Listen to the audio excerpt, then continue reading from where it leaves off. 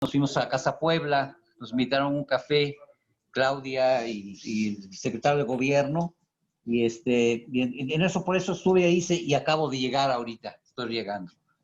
Por eso no pude estar a la hora. Pero así es, bienvenidos todos. ¿Saludaste a Claudia? Sí, cómo no.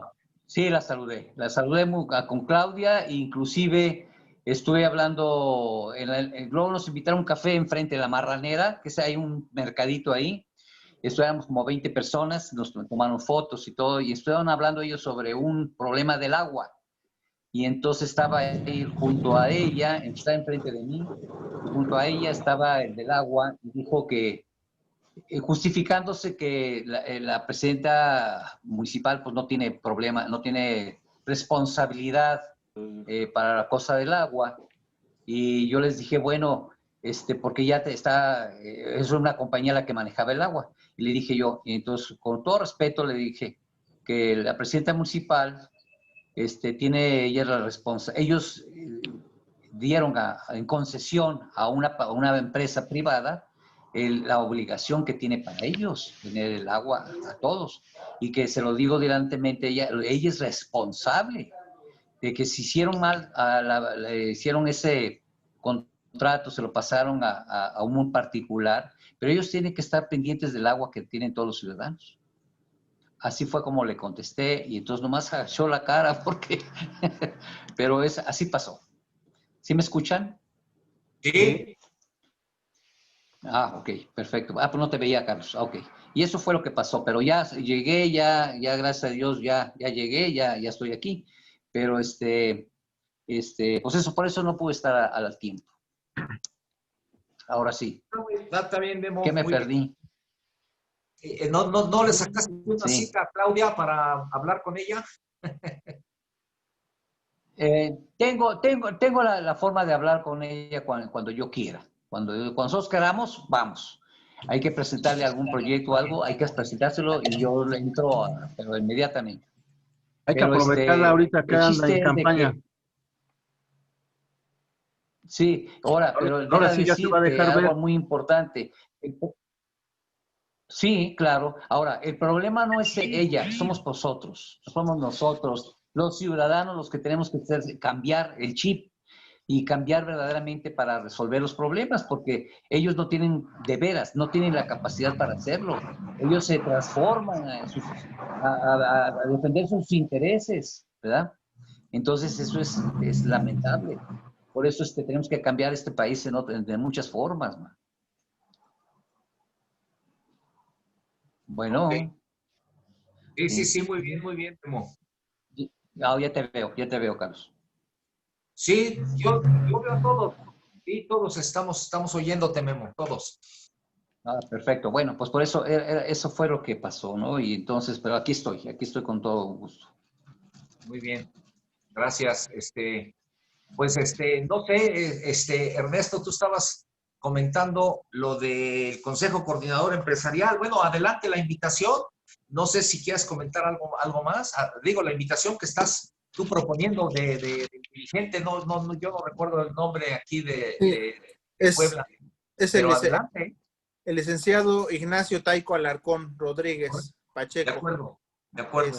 Simplemente para el hecho quizás su perspectiva, ¿no?, económica para Puebla, quizá considerar la reducción del 5% del presupuesto, ¿no? Me parece que para el año entrante. Y sí. Bueno, en este proyecto que se tiene contemplado para Puebla, ¿qué respecta, ¿no? ¿Qué proyectos hay? Lo referente al sector energético, algunas cancelaciones por ahí escuché de manera muy general.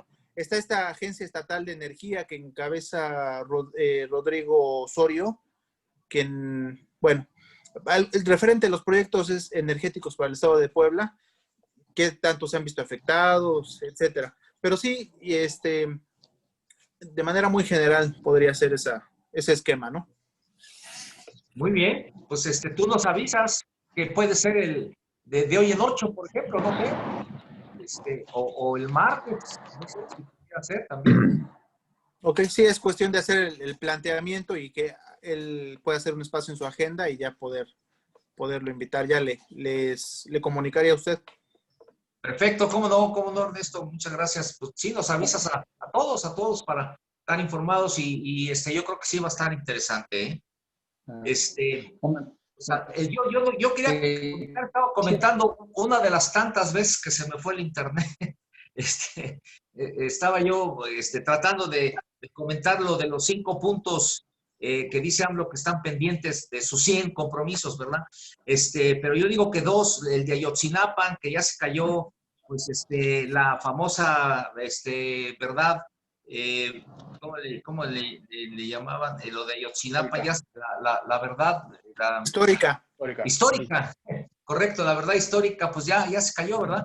Entonces, eso ya está caminando.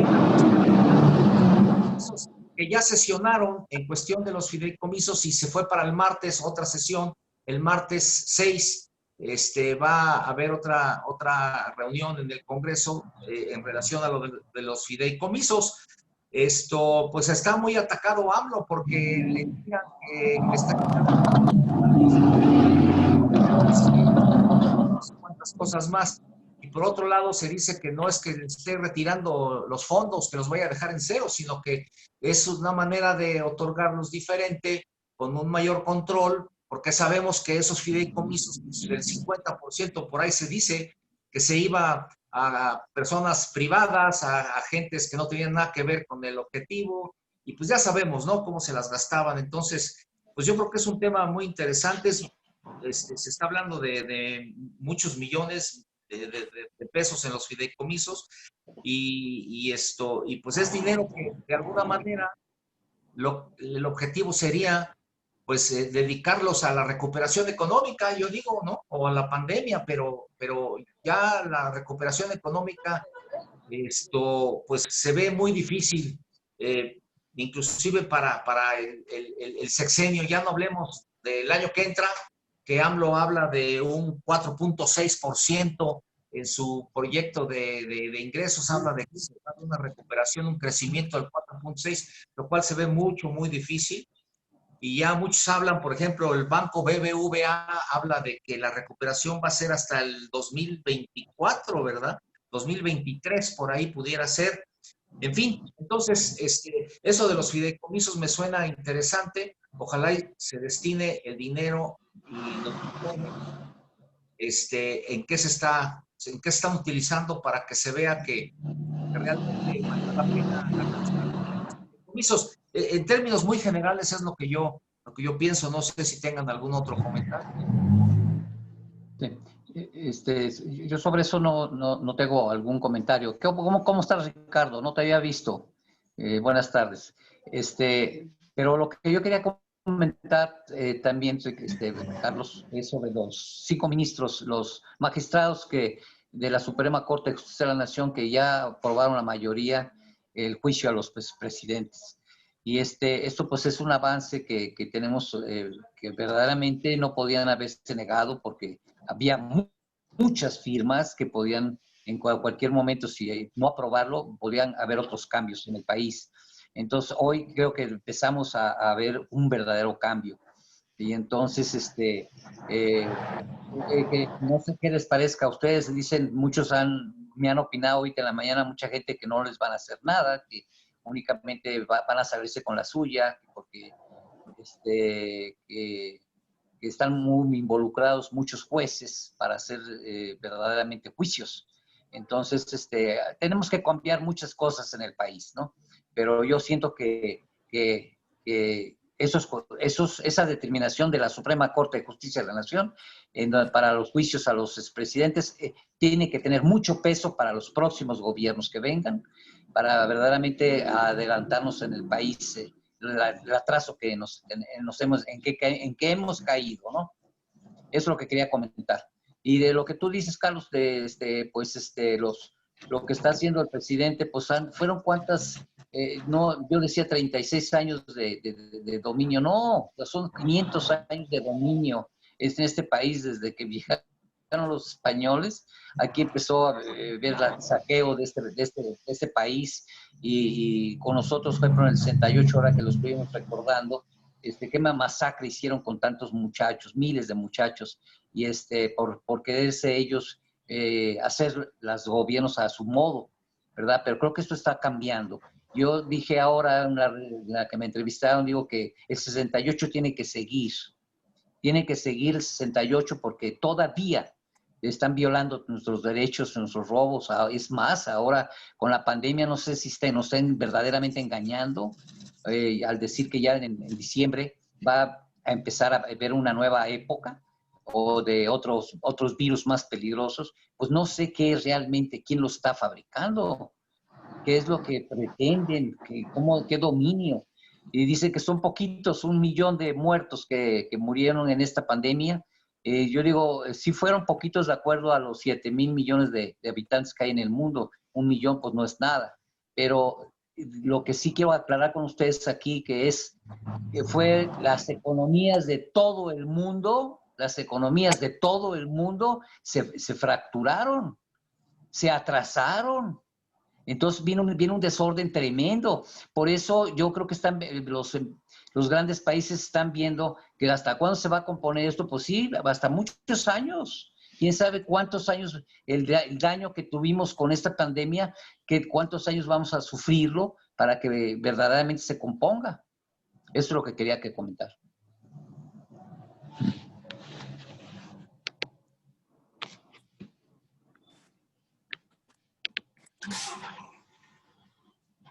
Sí, y doctor, posiblemente en esta invitación, en el supuesto de que el licenciado Alarcón pudiera participar o exponer este tema para la recuperación económica, el planteamiento o más bien la incorporación de los sectores al nuevo paradigma económico que se tiene planteado, ¿no? Sí, sí, muy grave. Hola, Ricardo, ¿quieres hablar? Sí, bueno, es que el volumen mío no los oigo demasiado bien, pero ya los he estado escuchando. ¿Ustedes me escuchan bien? Sí, te estoy escuchando bien ahorita aquí. No sé en otros. Ah, pues qué bueno que ustedes me escuchan. Pues miren, de lo que oí de ustedes, puedo hacer algunos comentarios rápidos. Por ejemplo, los fideicomisos, ayer no, en la Cámara no se juntaron los 251 votos, ¿no? Para poder aprobar. Mario Delgado falló, le falló a Andrés Manuel y ya dicen que por eso no va a ser presidente de Morena. Ayer hubo una entrevista con Porfirio Muñoz Ledo, con Carlos Marín en Milenio, y bueno, Porfirio obviamente le gustaría dirigir Morena, pero esos fideicomisos que aproximadamente son 70,000 millones de pesos, pues según los comentaristas que estaban ahí en la propia Cámara de Diputados a las 9:30 de la noche, porque yo los oí, por eso... Ya no te estamos escuchando, ya se puso se congeló la imagen. Se puso en cuarentena.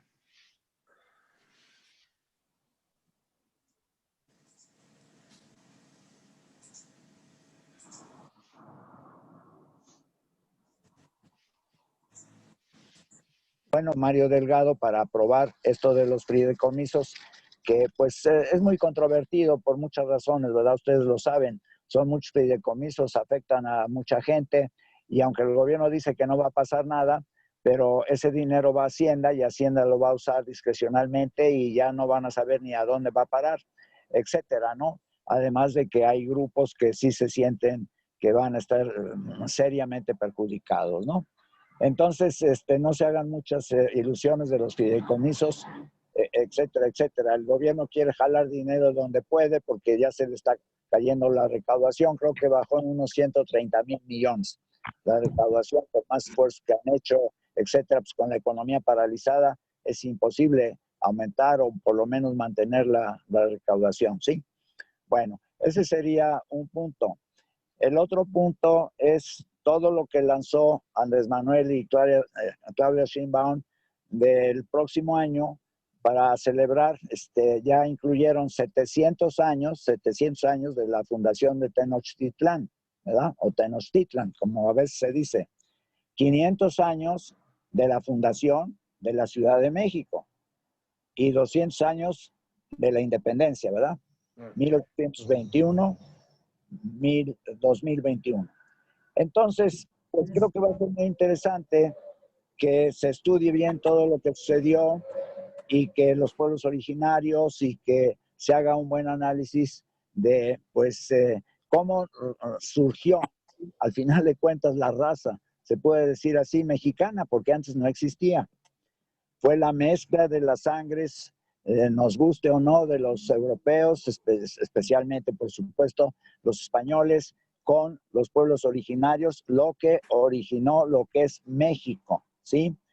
Claro, esa es la masa total, no completa de la población, porque todavía hay, desde luego, muchos europeos, muchos criollos y también, según sé, 18 millones de sangre indígena.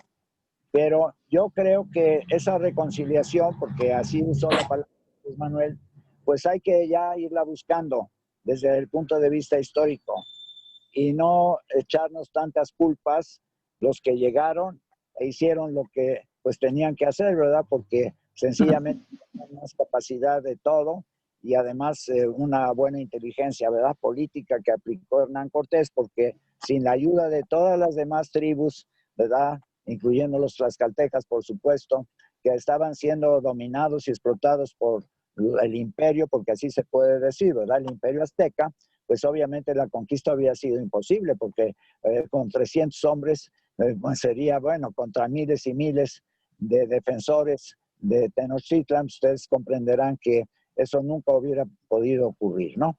Pero bueno, creo que es un asunto interesante que se le está planteando a México y ojalá y saquemos históricamente, ¿verdad? Buenos dividendos. Sabemos que están los huesos de Cortés ahí en la iglesia de San Felipe. Lástima, no sé dónde andan los huesos de Cuauhtémoc, pero ya es cuestión de llegar, digamos, a un entendimiento y no a un resentimiento de lo que sucedió históricamente hablando y de cómo se fue construyendo la nación. Al final de cuentas, 300 años de colonia y todos hemos visto todo lo que se construyó en la colonia, pues no es cualquier cosa, ¿verdad? Y 200 años de independencia, que bueno, pues ya son 500. Entonces, habría que preguntarnos si en estos 500 años de historia, ¿verdad? La verdad de las cosas, porque empezamos mucho antes que Estados Unidos. Acuérdense, la independencia de Estados Unidos, al final de cuentas, fue en 1776. O sea que realmente, pues, acaban de cumplir 200 y tantos años ellos. Y sin embargo, pues, ¿qué es lo que han logrado? Pues han logrado muchísimo. Y sin embargo, nosotros estamos todavía muy estancados, ¿no? Entonces son reflexiones que quiero hacer y finalmente lo del 68, que es hoy 2 de octubre, ¿verdad? Pues sí, es un asunto muy importante. Ahí hubo un quiebre en la política. Ahí Díaz Ordaz no pudo manejar el asunto, hubo muchas variables y pues no hubo el diálogo necesario y la política pues sencillamente fracasó y de ahí vino la violencia, ¿no? Ya cuando la política fracasa, y eso lo tenemos que tomar todos en cuenta, pues entonces se generan situaciones muy violentas y entonces entra la represión, el autoritarismo y bueno, pues se perdieron ahí muchas vidas en Tlatelolco y es muy lamentable, ¿verdad? Y eso también implicaba que el régimen pues ya se había cerrado demasiado, que el régimen no daba espacios, la juventud así lo interpretó y bueno, pues se lanzó a las calles, todo lo que ustedes saben, y entonces pues desgraciadamente el gobierno no tuvo la habilidad y la capacidad política para manejar ese movimiento. Yo creo que ahora Andrés Manuel pues ha aprendido muchísimo de todo eso, como todos nosotros, y por eso está permitiendo ya desde hace mucho tiempo y en sexenios anteriores las manifestaciones y que la gente se pueda explayar y que se eviten estas represiones que son políticamente innecesarias si se maneja bien el asunto, ¿sí? Claudia Sheinbaum debió de haber dejado que sus policías dejaran a las mujeres caminar por todo México. Miren, yo me acuerdo una vez, y ya con esto termino, le hicimos un juicio político a Guillermo Jiménez Morales en San José. La gente de ahí se alebrestó mucho y se fue hacia el Palacio de Gobierno en Reforma, ¿sí? Entonces, ahí se puso una barricada por el gobierno para que no llegaran. Entonces la gente se molestó muchísimo, se puso sumamente violenta. Entonces yo me tuve que subir a la barricada y los tuve que calmar para que no hicieran más desmanes. Y bueno, se logró. Aventaban monedas y todo cuanto hay. Y bueno, ¿quién iba a decir que yo tenía que defender, digamos, en ese momento, a que la multitud no se acercara? Y pues, yo no sé si iban a destruir el Palacio de Gobierno, ahí el que queda enfrente del hospicio. Ya después, calmada la multitud, entonces ya razonaron y se regresaron por Reforma y ya pues se acabó esta situación. Pero a mí me tocó físicamente el control de una multitud porque se le puso una valla, una barricada, que eso es lo que más, digamos, le estorba a la gente, le molesta cuando está manifestándose de una manera legítima, una manera sincera y una manera como las mujeres, ¿verdad? Por todo el dolor que han sufrido y de paso, pues que el gobierno sepa qué hacer con los feminicidios y con todo eso, porque seguimos muy mal. Por más que digan, Andrés Manuel, toda la parte esta de la seguridad y la violencia y todo lo que ustedes saben, verdaderamente no hemos podido ni remotamente resolver. Ahí están los números, ¿no? Entonces hay que repensar esa estrategia. Y es una estrategia que creo que tal como vamos no nos va a dar resultados en todo el sexenio, porque ya pasaron casi 2 años y no se ve realmente que podamos dominar esta situación tan difícil que está viviendo en general el país. Bueno, pues hasta ahí llego.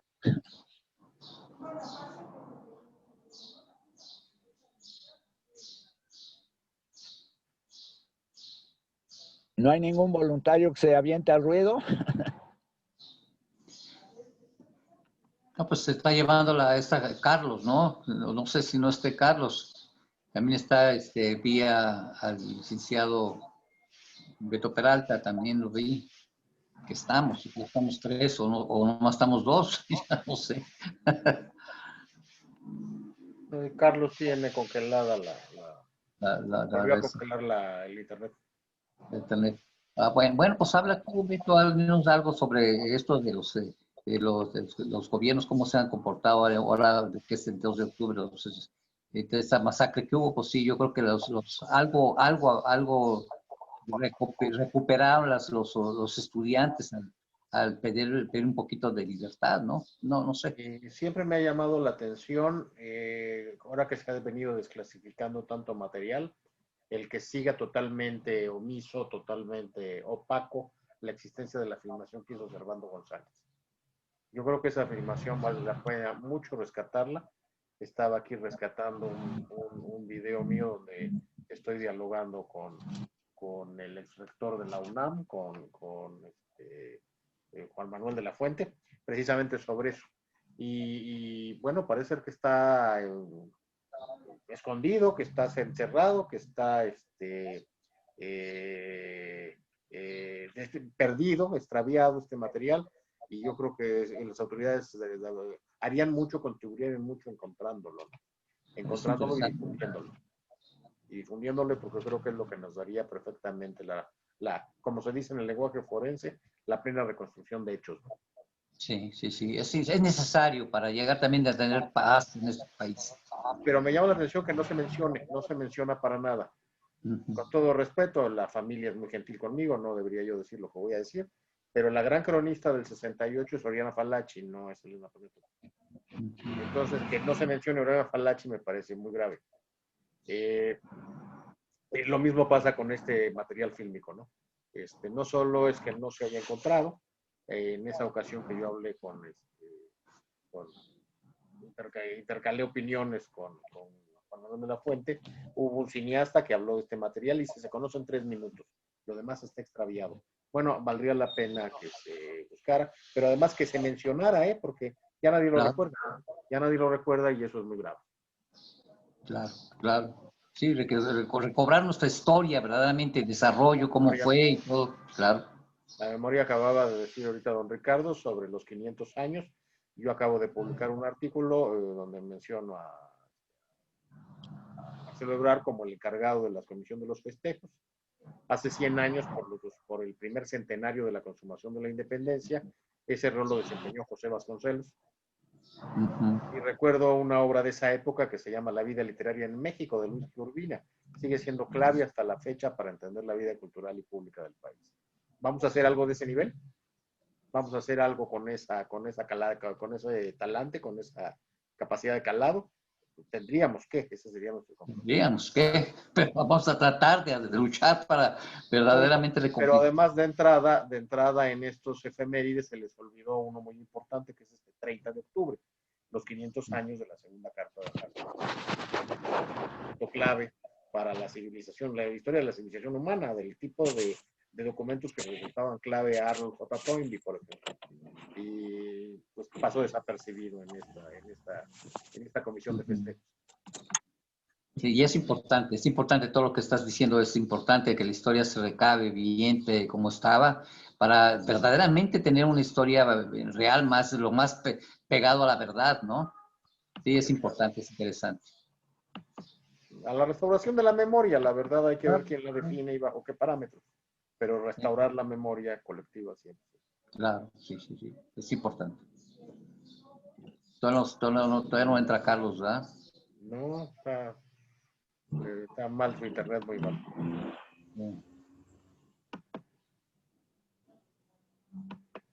Y no está también Ernesto, también está Ernesto. Sí, Ernesto sí. Sí, aquí andamos, doctor. Como que También es el comentas. que también está intermitente. Uh-huh.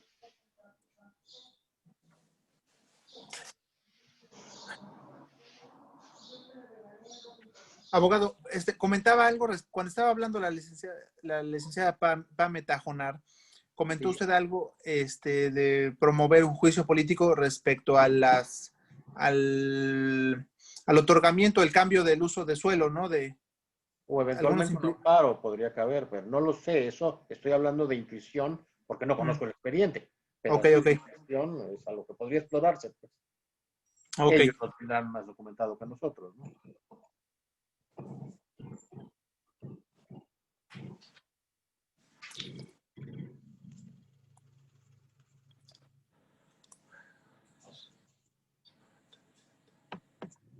Sí, bueno, y recapitulando un poco a propósito de los festejos del 2 de octubre, pues desafortunadamente, bueno, desconozco, no se han desclasificado algunos documentos que involucran precisamente a Luis Echeverría, porque él es el gran beneficiado del movimiento. Incluso recuerdo un profesor que venía de la derecha, desafortunadamente, y nos hacía mención que pues lo manipuló al movimiento porque él no tenía grandes posibilidades de suceder a Díaz Ordaz, y bueno, pues quien se echó la culpa pues fue el presidente Díaz Ordaz, pero quien se benefició directamente fue Luis Echeverría, y curiosamente el día de la matanza los principales líderes pues brillaron por su ausencia, y en la administración de Luis Echeverría pues aparecen ahí como parte de la administración, ¿no? Y se supone que Luis Echeverría financia a estos famosísimos halcones, y bueno, ahí sí entramos al terreno de la especulación, pero se supone que era un grupo de choque y que iba a recibir beneficios de Luis Echeverría cuando él ya fuera presidente de México. No les cumple y viene la matanza del 10 de junio. Entonces también habría que ir dándole dimensiones y no cargarle tanto la mala imagen del represor Gustavo Díaz Ordaz, no tan cargada la mano, sino que hacerle como que, no una justicia histórica, pero pues tampoco cargarle la mano, ¿no? Y rescatar lo del movimiento en su primera etapa, que sí buscaba espacios de participación, claro, porque ya después, como todo movimiento, se fue politizando, entraron pues jóvenes que veían que su futuro en la administración pública ya no era el partido como tal, ¿no? Entonces, pues había que llegar a través de los grupos de choque, ¿no? Entonces, bueno, nada más así como para recordar el movimiento estudiantil, pero en sus inicios. Ya después se le salió de control incluso al mismo Estado, ¿no? Claro, y si el Estado se aprovechó de, la ejemplo, cuánta gente no entró a Lecumberri y sin ningún expediente, sin ninguna nada, fuera violación de sus derechos tremendamente, una cosa criminal, que eso también no se sabe cuántos realmente fueron los masacrados, ¿eh? Hablan de cifras muy poquitos, pero fueron muchos, muchos. Sí. Muchos, y eso dio el cambio, un cambio de un gobierno después, un antes y un después del 68. Y entonces empezó a cambiar verdaderamente un poquito la apertura para los estudiantes, cambió un poquito el sistema hasta ahora. Vemos los frutos, pero hay mucho oscuro, realmente cómo se escribió esa historia. Entonces sería importante, ahora que ya se aceptó que ese cambio, que se hizo la sociedad y la sigue haciendo la sociedad, bueno, pues que se investigara más a fondo cuántos fueron realmente los que se inscribieron en Lecumberri. Cuando cierran Lecumberri, ahí cerraron también todos los desastres que hubo ahí, ¿no? Pero hay gente que sí tiene información de que más o menos cuánta gente fue la que fue violada de sus derechos. Eso que no. Y hacerlo como dice el licenciado Beto Peralta, es importante la historia que nos marca los rumbos que tiene que tomar el camino, los que tiene que tomar el país. La historia es importantísima, es las venas de un desarrollo que tenemos que verlo. Entonces ahora es tiempo, ahora con el gobierno que tenemos con Andrés Manuel López Obrador, se puede investigar, es verdaderamente la profundidad de lo que fue el 68, para que se escriba la verdadera historia, ¿no?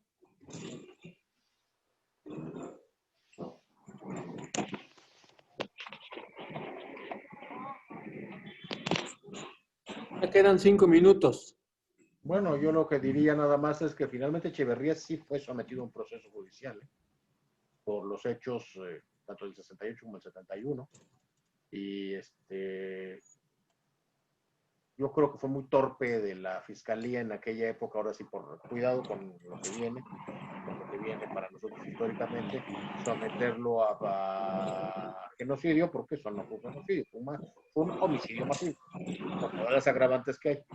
Les pareció que eso no era suficientemente grave, con lo cual quiere decir que no han leído a los clásicos, ¿eh? No hay transgresión más grave que el homicidio. Si eso no es suficientemente grave, no sé qué otra cosa es. Y bueno, pues sí, salió absuelto desde el mal planteamiento. Y se hizo en esa época una cuenta muy interesante respecto a la prescripción por aquellos en los plazos en donde Echeverría gozó de impunidad, primero como presidente de la República y antes como secretario de Gobernación. Por lo tanto, eso se descontó para computar el plazo de prescripción. Bueno, Echeverría finalmente, pues sí, fue sometido a un proceso judicial. Si no se ventilaron las suficientes pruebas, bueno, ahí sí no lo sé, pero hubo toda una comisión gubernamental, fue pues muy inteligente, pero tampoco especialmente aguda, porque no lo requería la defensa de Juan Velázquez. Valdría la pena incluso, no sé si ya hay acceso al expediente, pues buscar el expediente del juicio Echeverría, ¿no?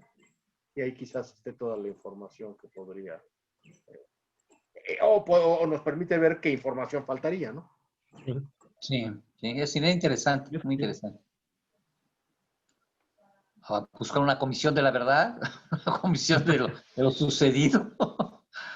Esa fue otra burla de la Comisión de la Verdad. La verdad es que no hubo verdad.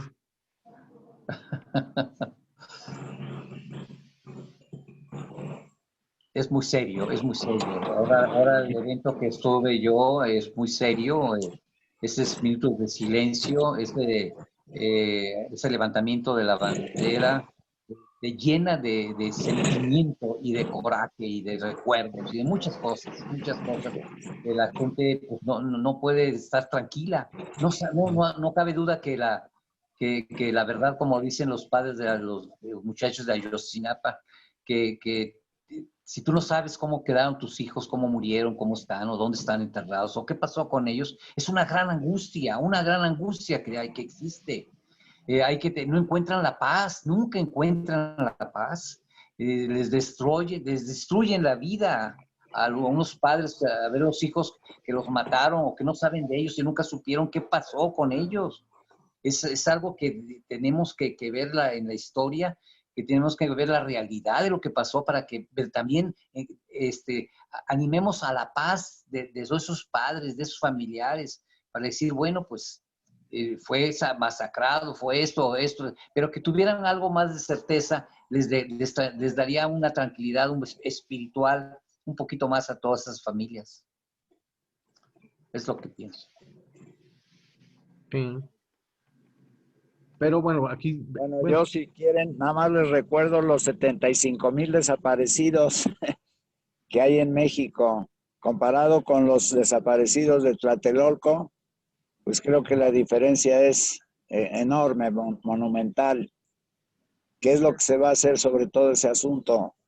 ¿Ustedes creen que el gobierno actual esté realmente siendo lo suficientemente eficiente, que esté dando la impresión de que en primer lugar ya no les van a desaparecer más personas en este sexenio y que van a hacer algo realmente positivo por las personas que ya fueron desaparecidas? Porque creo yo que el gobierno de AMLO sigue faltando ahí a una percepción que no es la que deberíamos de tener. O sea, algo está fallando, porque la gente sigue muy inquieta y las protestas por todos los desaparecidos siguen muy fuertes. ¿Qué opinan ustedes? ¿Hay que aumentar el presupuesto? ¿Hay que meter grupos especializados en todo el país? Siguen habiendo fosas por todos lados. Eso no es correcto. Creo yo que pues seguimos, digamos, a la retirada. No estamos a la vanguardia. Estamos en una actitud como defensiva nada más. No estamos avanzando. Entonces el gobierno está perdiendo efectividad en muchas cosas y por eso está siendo ya fuertemente criticado, porque pues ya se le dieron casi 2 años y ya saben que el pueblo no espera, el pueblo quiere resultados casi milagrosos. Entonces el gobierno tiene que estar preparado para estas situaciones, sí, tiene que actuar sumamente rápido y pues buscar la manera de dar resultados tangibles. Y eso es lo que todavía no se ve en este sexenio, a pesar de que sus ideas centrales son buenas,